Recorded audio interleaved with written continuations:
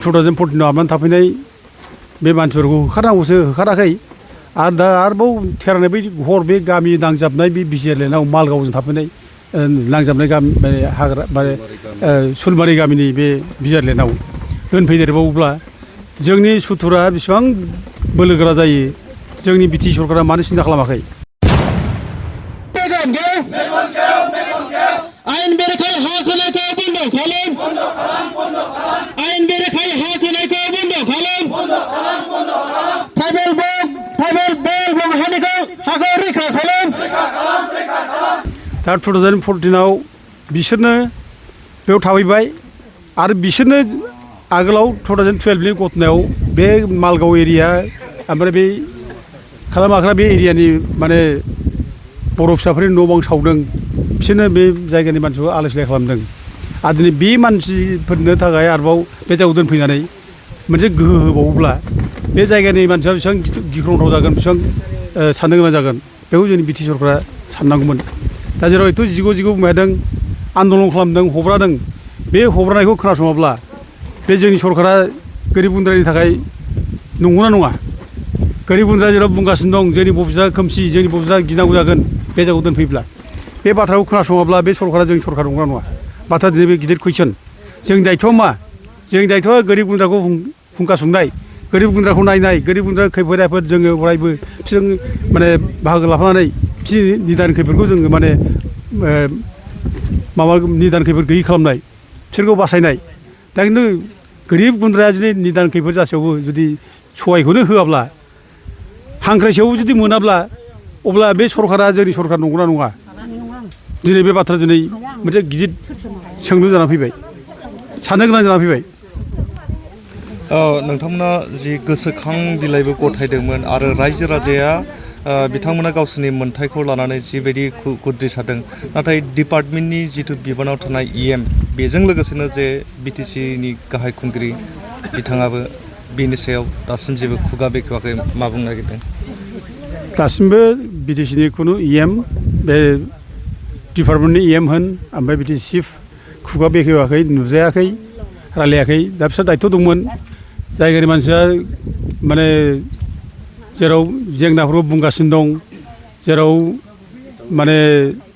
बे जायगानि अलखदखौ जेराव फोरमायगासिनो दङ मेम'रेन्डाम होबाय आरो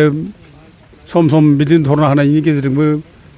बेखेवना होबाय दा बे खेत्रआव जोंनि सिबा दाबो खोनासङै बायदि थाबाय थायोब्ला आरो जायनाखि इएमफोर बिसोरो खोनासङै बायदि खोनायै बायदि थाबाय थायोब्ला रायजोफ्राथ' दुखु मोनखागोन निस्सय दुखु मोनगोन मानो दुखु मोना दिनै भबिसतनि बाथ्रा दं बे जायगानि गोरिब गुन्द्राया गावसोरनि भबिसतनि बाथ्रा दं बे गावसोरनि भबिसतखौ जों बोरै खोमसियाव दोननानै सिरि बोरै थाबाय थानो हानो जावले जावले बुंगासिनो दं जेराव दा फैनांगौ रायलायफैनांगौ खमसे खम लोगो हमनांगौ रायलायनांगौ लोगोबो हमा रायलायाबो बाहेराफोरा एखेबारे बे गोरिब गुन्द्रानि फंसे खोथा जेनेबा मुल्य गैया दाथ' बिदि जागासिनो दं गोरिब गुन्द्रा दाम गैया एखेबारे दा सोर दाम दं दालाय सोरखौ गुरुथ' होयो बे गोरिब गुन्द्राया जोंनि माने बे बिटिसि सोरजिनायाव बिस्रा अबदान गैयामोन नामा बे जाम्बा जाम्बि गोरिब गुन्द्रानोथ' बारसोमदोंमोन बिसोरनोथ' थैहोदोंमोन जिउ होदोंमोन बिसोरो गोबां खैदां खैफोद सहायनां खालामनांदों बिराद सैज्य खालामनांदों दा बेबायदि मानसिनि माने खैदां खैफोदखौ जुदि जोंनि सरकारा गुरुत्व होआब्ला खोनासङाब्ला सोरनिखौथ' खोनासंफालाय रायलायफैनांगौ लेंहरना रायलायनांगौ बोरै समाधान जायो खिन्थु बेफोरखौ रायलायाबो खबरबो गैया दा ओरैनो बाहेरा दा बिसोर जेनेबा एखेबारे रायजोफ्रा जेबो नंला आरोखि बिसोर एखेबारे जेबो दामान गैया बिस्रा पार्टिनिबो जेबो मुल्य गैया बिस्रा रायजोफ्रा जेनेबा दा जायफोर गावसोरजों थाफायो बे चिफनि खिफिखौ थाफाग्रा बे इएमफोरनि जायफोरा माने साखाथिफोर थाग्रा बिसोरसो पार्टि बिसोरनो गासिबो जोब्बो आरो गासिबो गोरिब गुन्द्रा जे समस्या जाबाय गोरिब गुन्द्रा जे मोनसे जेंना जाबाय बिसोर जे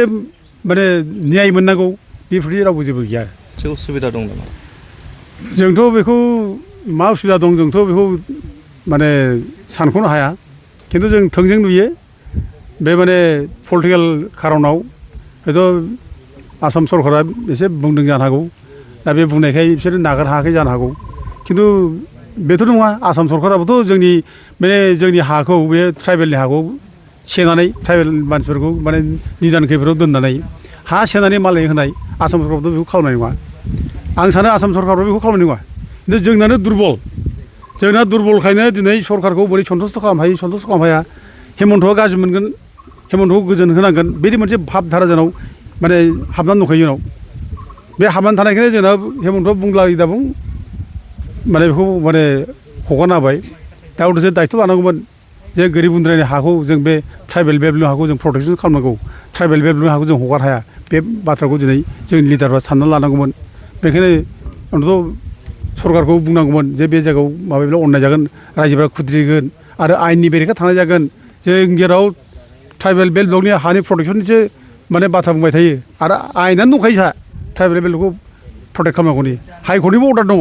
दा दिनै बेफोरखौ जोङो नोजोर होआजासे जोङो जुदि माने ट्राइबेल बेल्ट ब्लक हाखौ हगारोब्ला बेसेबां अननाय माने जोंनो जोंनि हाखौ जोङो माने मालायनो हगारनाय जोंनि जायनाखि रैखाथि बेल्ट ब्लकनि रैखाथि बे आयेनखौ सिफायनाबाबो जों मालायनो हा होनाय बेखौ जों दिनै माने मोनसे माने उदाहरन दिन्थिनांनाय जाबाय बेथ' बिराद अननाय बे बिराद इलिगेल बियो आरो बिदि खालामोब्ला जुगे जुगे रायजागोन जुगे जुगे दायहैजागोन ट्राइबेल बेल्ट ब्लकआव हाखौ सिफायनानै मालायनो होदों सरकारनो होदों होननानै रायखोमा जाबाय थागोन बुंजाबाय